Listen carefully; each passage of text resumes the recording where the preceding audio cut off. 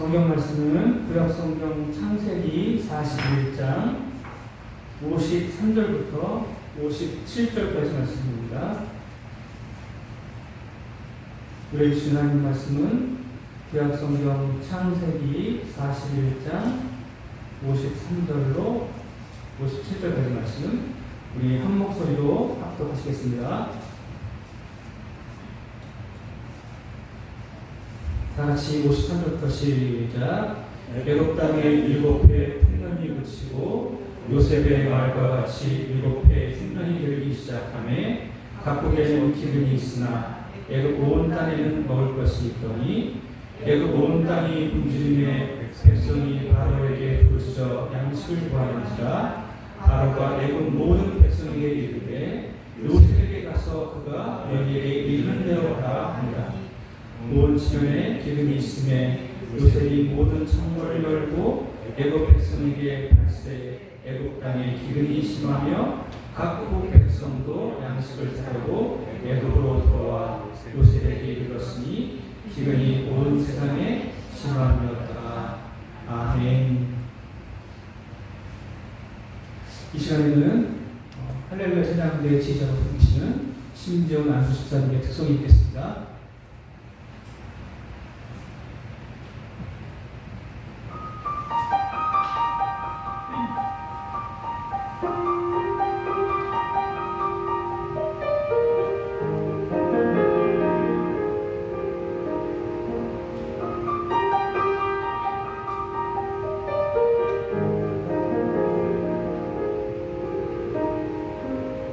성령을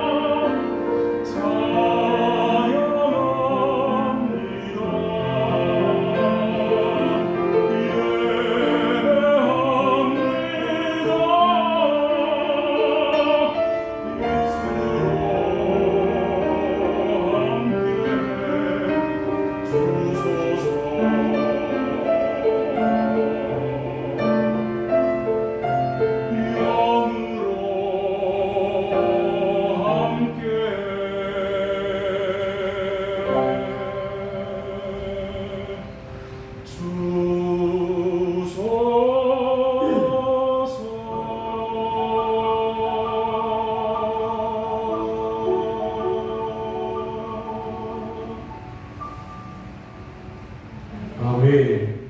성도 여러분, 한 주일 동안도 강건하셨습니까? 아멘. 우리가 지난주에는 한국의 절기상 가장 덥다는 대서절기가 있었어요. 그래서 기온이 36도, 또 오늘도 가장 덥다, 토요일 날이 가장 더웠다, 요즘 계속 폭염입니다.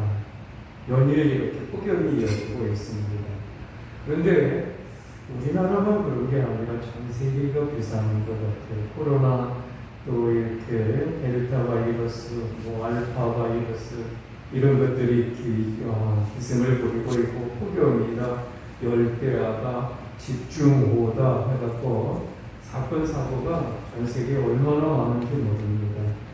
여러분, 그러므로 어려운 시기에 안전관리, 건강관리 유의하시기 바라고요. 특별히 한 주간도 하나님의 특별하신 은혜와 예수님이 주시는 성령의 능력이 우리의 삶을 지배하는 이런 능력이 되시기를 기원하고요. 오늘도 예배하는 이곳에 기름 부어 주시기를 주님의 이름으로 축원합니다. 아멘. 우리 찬송 하나 하겠습니다. 신실하게 진실하게.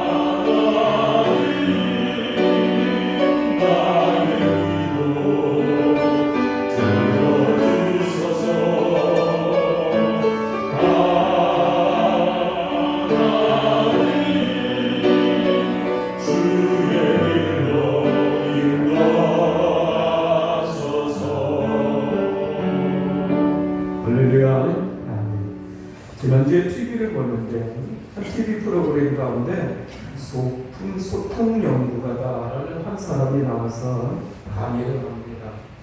우리 가만히 보니까 공감이 되는 부분이 많습니다. 사람은요, 누구나 나이가 들면 변한다는 거예요.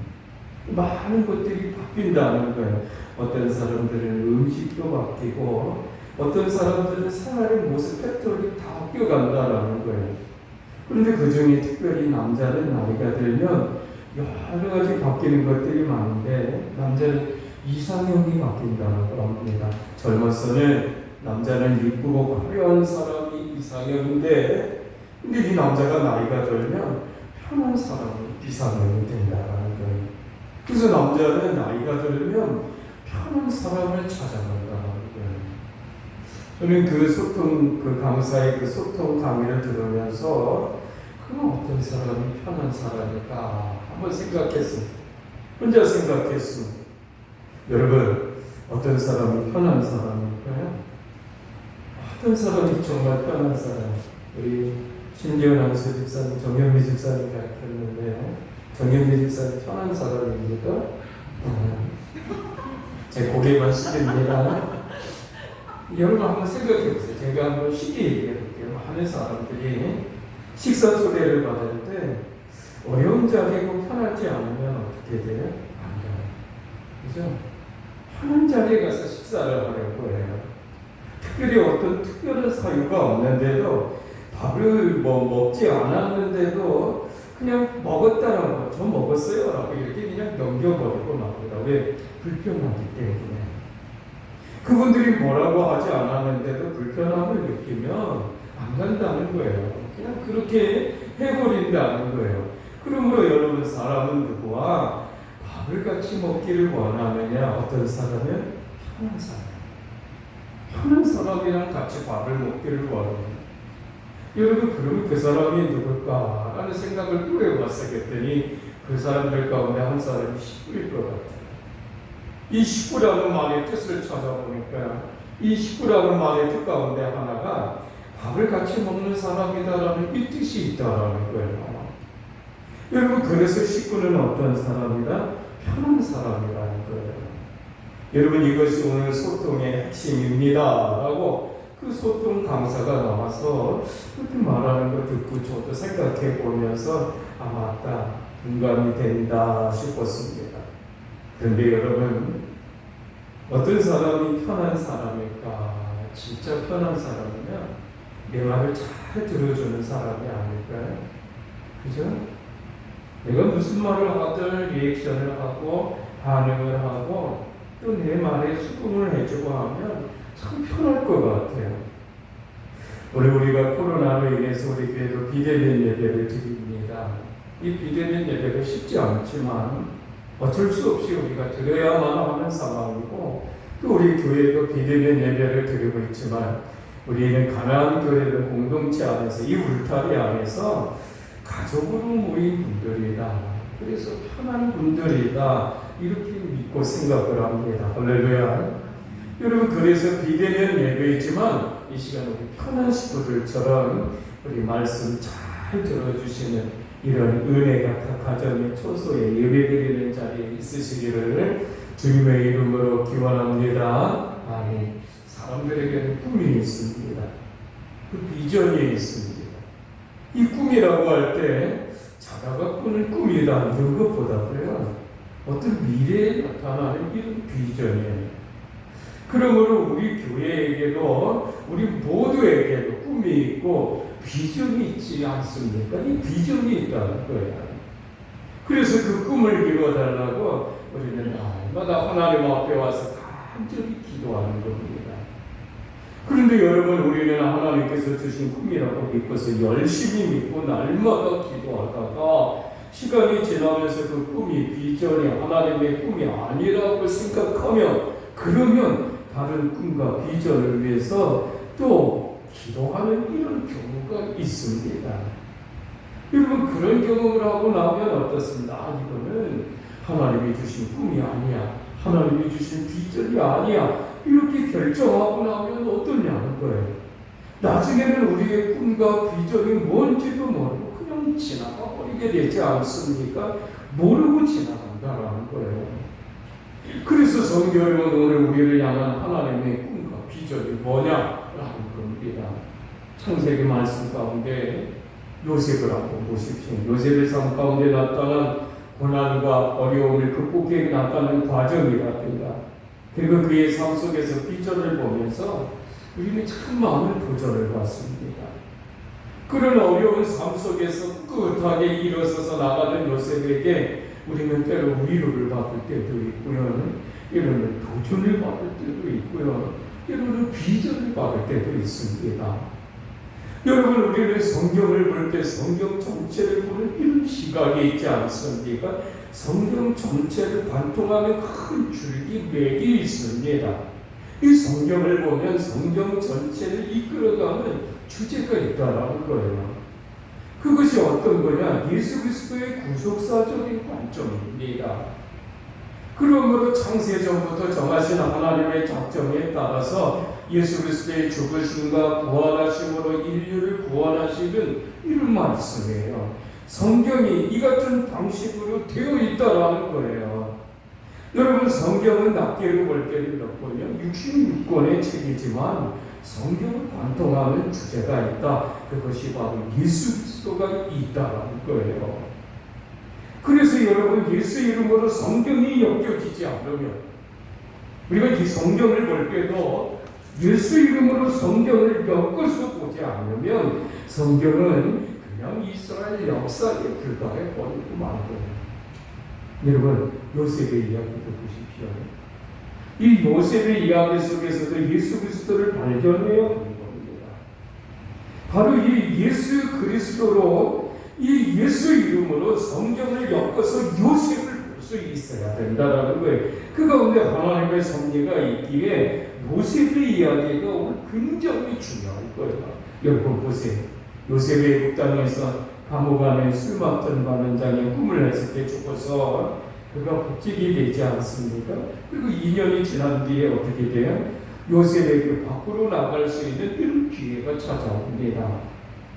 그 당시 바로가 꿈을 꾸고서 고민하고 있었습니다. 그때 이 술 맡은 관원장이 가만히 생각하다가 2년 전에 감옥에서 자기 꿈을 해석해준 요셉이 생각났던 거예요. 이 요셉을 기억하고 요셉을 바로에게 소개하지 않습니까? 그러므로 소개하면서 그 사람을 뭐라고 소개합니까? 히브리 청년이다. 별 볼 일 없는 이런 청년이라고 그냥 간단하게 소개를 합니다. 그렇지만 바로가 요셉에게 어떻게 해요? 자기 꿈을 외몽해달라고 이렇게 합니다. 그런데 성도 여러분, 창세기 41장에 보면 요셉이 수염을 깎았더라 이렇게 말씀합니다. 수염을 깎았더라. 히브리 사람들은 수염을 길렀지 않습니까? 그런데 요셉이 수염을 깎고서 정결하게 하고서 누구를 만나라? 바로를 만나게 됐다는 거예요. 그러므로 여러분, 요셉이 그때 무슨 생각을 했을까?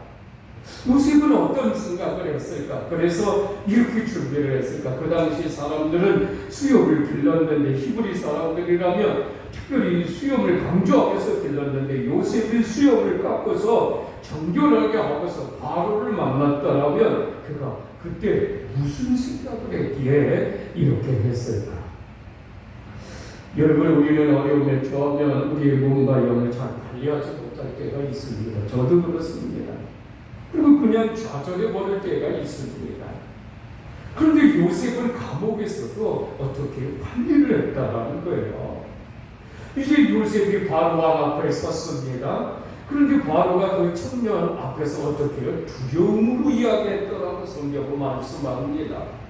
그 초라한 히브리 청년이라고, 별 볼 일 없는 청년이라고 술 맡은 관원장이 분명히 소개했었는데, 한 나라의 왕이, 지금 이 바로 왕이 오히려 그 보잘것없는 히브리 청년 앞에서 어떻게 해요?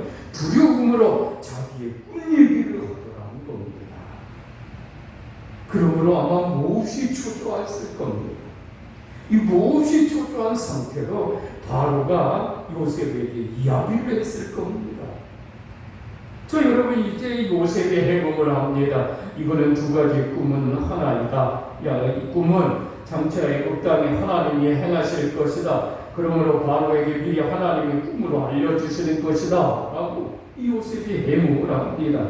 그러므로 오직 은밀한 것을 나타내시는 이는 누구다? 하늘에 계신 하나님이십니다. 이렇게 정합니다.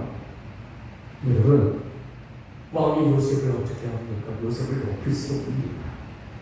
요셉이 바로의 꿈을 해석해 주니까 바로의 마음이 누구에게? 요셉에게 했던 거예요. 그러니까 왕이 요셉을 높일 수 없던 거예요. 그리고 자기에게 있는 여러 가지들, 그를 태우고 수레에 태우고 그 앞에서 엎드리라고 하고 그를 애국 전역의 총리로 다스리라고 하고 이렇게 세우지 않습니까? 그러므로 요셉이 그때 나이 30의 총리가 되었다는 거예요. 성도 여러분, 우리는 하나님 앞에서는 무기력한 존재입니다. 그러므로 애국의 왕도 하나님 앞에서는 아무런 힘이 없는 무기력한 존재입니다. 그러므로 요셉에게 하나님의 함께 하심을 바로에게 알게 하시고 온 천하가 바라보고 느끼게 하는 말씀이 바로 이 요셉의 이야기 가운데입니다. 여러분, 오늘 특별히 요셉은요 어디에 있던 사람입니까? 옥에 갇혀 있던 사람입니다. 위대했던 사람이 아닙니다. 별 볼 일 없는 사람이었어요. 그런데 그가 옥에서도 하나님을 신뢰하고 하나님을 의지했을 때 하나님이 요셉에게 꿈을 보여주시고 하나님이 요셉에게 능력을 보여주십니다. 그러므로 성도 여러분, 요셉은 자신이 받은 은혜로 바로의 꿈을 해석했던 거예요. 여러분, 우리는 이 세상에서는 예상치 못한 일을 겪을 때가 얼마나 많습니까? 그러면 우리는 왜 이런 일이 일어났는지를 이유를 알고자 하면서 때로는 불안합니다. 불안해하기도 합니다. 그 이유가 해석이 되면 고난을 감수하기도 할 텐데 또 희생을 견디기도 할 텐데 그런데 그 의미를 누가 부여하느냐라는 걸 그것은 그 일을 일으키신 분이 그 일을 하는 거예요.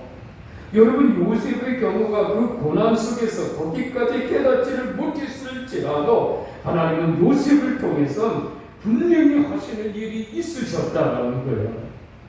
성도 여러분, 우리의 삶이 형통의 삶만 되고 있느냐? 혹시 그 고통 가운데 있지는 않느냐?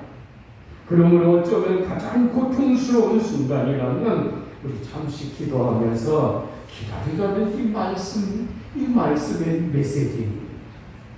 그러므로 그 고난이 풀려지면 그 결박이 오히려 하나님의 크신 일로 이렇게 풀어가리라는 이런 역사입니다. 이게 바로 믿음의 선포예요. 믿음의 선포가 있는 거예요. 하나님의 분명한 크신 섭리가 있다는 거예요. 여러분, 특별히 창세기 41장에 보면 7 좋은 암소와 좋은 이삭, 근데 여러분 이거는 7년의 풍년을 예상한다고 했지 않습니까? 그리고 반대로 파리하고 흉한 7소와 흉한 그 이삭은 흉년에 거친 7년을 의미하는 거예요. 그런데 이 흉년이 얼마나 극심한지 7년의 큰 풍년을 잊어버릴 정도가 되었다는 거예요.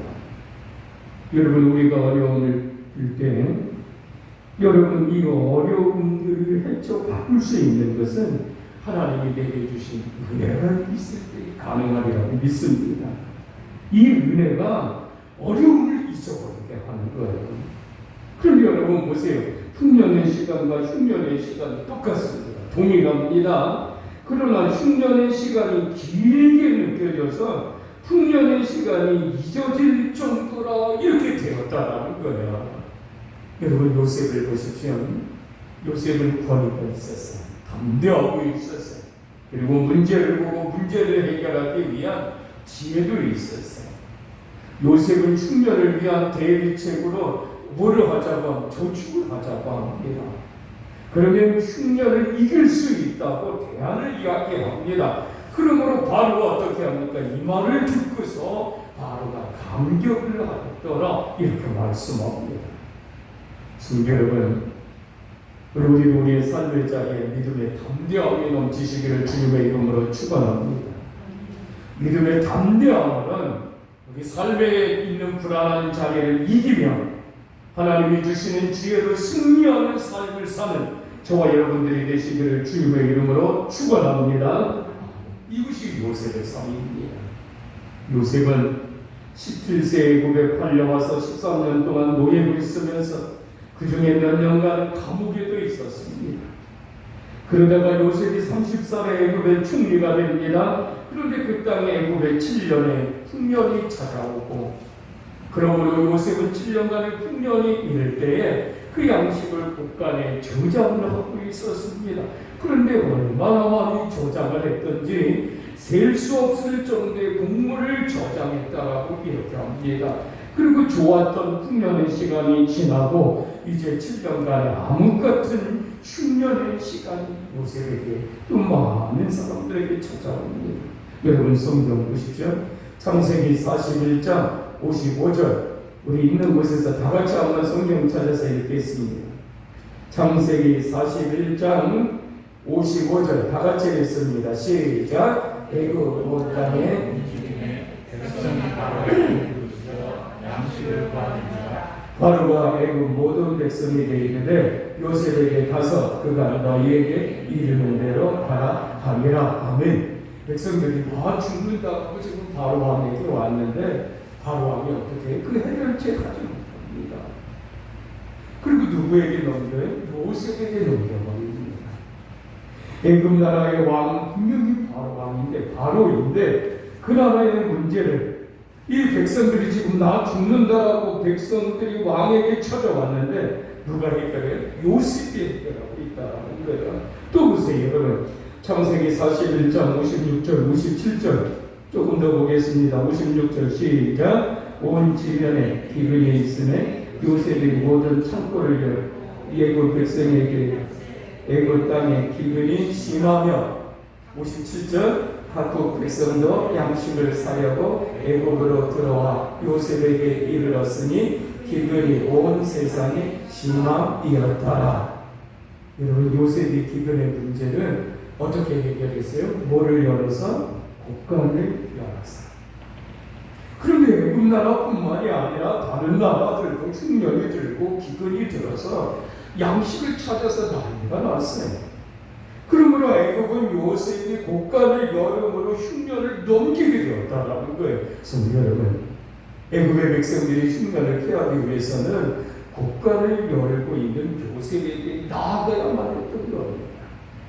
여러분 오늘 이 말씀 가운데 우리가 인간의 한계를 열어줄 수 있는 분이 누구라고 생각합니까? 그분은 예수 그리스도입니다.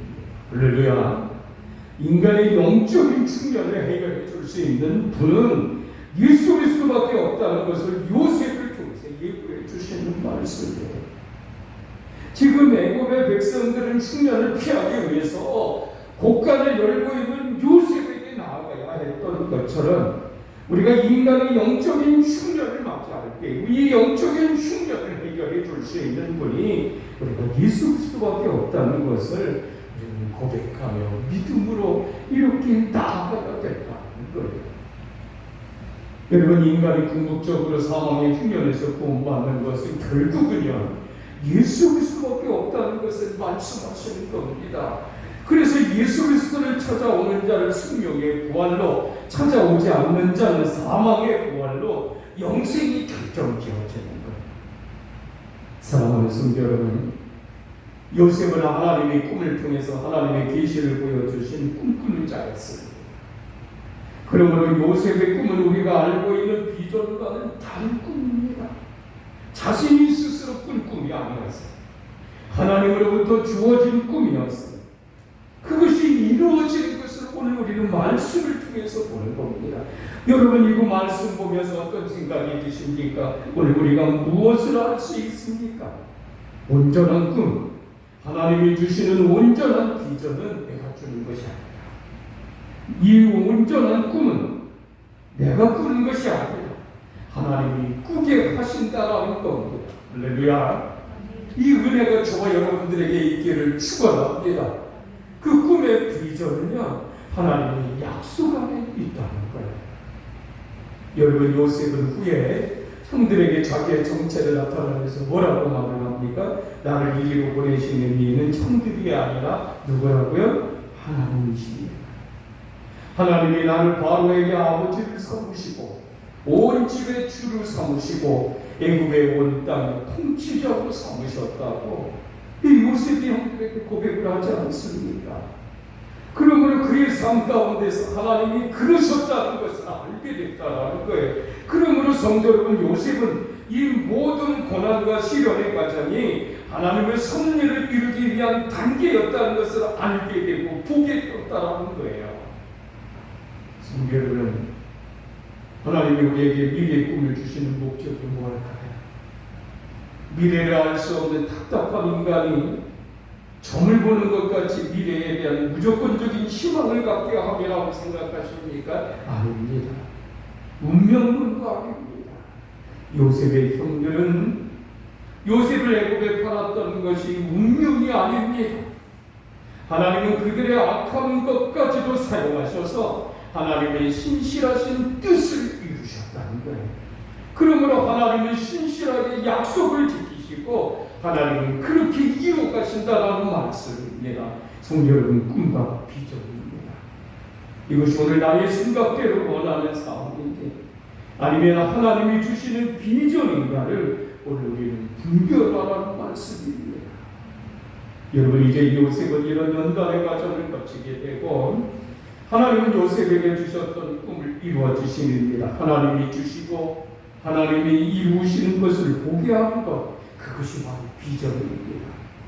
그러므로 성도 여러분, 우리를 향한 하나님의 궁극적인 꿈과 비전이 그리스도의 장성한 분량에 이를 때에 우리 스스로 만드는 욕심과 비전이 아니라 하나님이 주시는 참된 비전이 오늘 나를 사로잡는 거다. 오늘 우리를 사로잡을 것이다. 그것만이 우리의 욕망을 하나님이 주신 것으로 큰 실수하지 않는 유일한 방법이 될 수 있는 것이다. 할렐루야. 그러므로 성도 여러분, 예수 그리스도의 장성한 분량에 이르기까지다. 여러분, 오늘 특별히 요셉의 삶 속에서는 우리가 예수 그리스도의 모습을 봅니다. 나라의 흉년이 들었을 때 해결의 문제는 바로왕과 아니었습니다. 다른 사람들도 아니었습니다. 요셉을 통해서 약속하신 하나님께서 해결이 있었던 것처럼 우리의 삶의 문제와 영적인 문제와 이런 모든 길을 오직 예수 그리스도를 통해서만 가지고 계시다라는 말씀입니다. 그 길을 가지고 계신 예수 그리스도께서 곳간을 열어주시는 은혜예요. 영적인 곳간을 열어주시는 은혜예요. 그러므로 여러분, 날마다 우리가 예수 그리스도 앞에서 삶의 문제, 영적인 영의 문제를 우리가 곳간을 열어주시는 예수 그리스도 앞에서 해결받는 이런 은혜가 넘치시기를 오늘도 주님의 이름으로 축원합니다.